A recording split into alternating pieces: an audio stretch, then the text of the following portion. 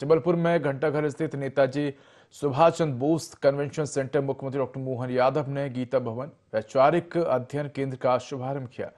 मुख्यमंत्री डॉक्टर मोहन यादव ने संस्कारधानी में रहने वाले नागरिकों को अत्याधुनिक और सर्व सुविधायुक्त गीता भवन की सौगात दी। बता दें कि गीता भवन का मुख्य उद्देश्य धार्मिक, आध्यात्मिक और साहित्यिक चेतना के माध्यम से सामाजिक समरसता स्थापित करना है। इस गीता भवन से आधुनिकता और प्राचीन ज्ञान विज्ञान के इस अनूठे संगम में नई पीढ़ी को अपनी जड़ों से जुड़ने का अवसर मिलेगा। गीता भवन में एक साथ 30 बच्चों को पढ़ाने की सुविधा को ध्यान में रखते हुए सर्व सुविधायुक्त वाचनालय विकसित किया गया है। गीता भवन में ई-लाइब्रेरी भी पृथक से तैयार की गई है। इसमें 25 कंप्यूटर लगाए गए हैं।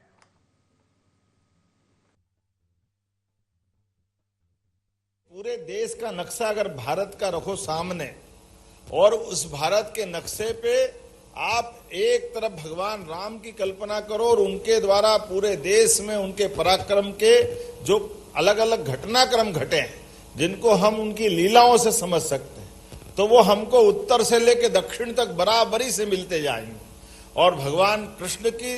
यद्यपि 17 लाख साल का अंतर है, लेकिन भगवान कृष्ण की भी अगर लीलाओं के अपन हिसाब लगाएंगे तो पूरा कहां नरकासुर असम के ऊपर और माता रुक्मणी का भी वो अरुणाचल का हिस्सा,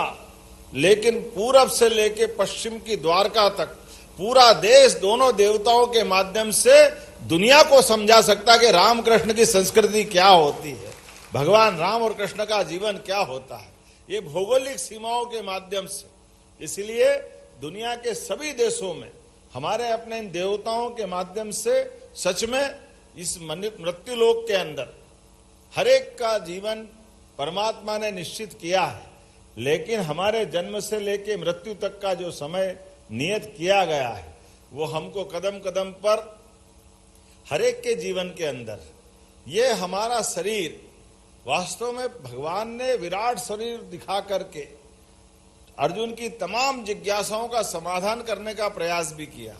लेकिन वाकई में गीता जी और भगवान के उस प्रसंग को हम उनकी लीला ही मान लेते हैं कि भगवान ने प्रसंग तो अर्जुन को सामने रखा है, लेकिन संजय को दिव्य दृष्टि पहले दे दी और दिव्य दृष्टि के माध्यम से धृतराष्ट्र को सुनाते सुनाते वास्तव में इस अंधी दुनिया के आंख खोलने का काम भगवान कृष्ण ने किया है। उनके अपने मुखारविंद से सभी ग्रंथों को निचोड़ के रूप में दा करके हम सब जानते इस बात को। पूरे देश का नक्शा अगर भारत का रखो सामने और उस भारत के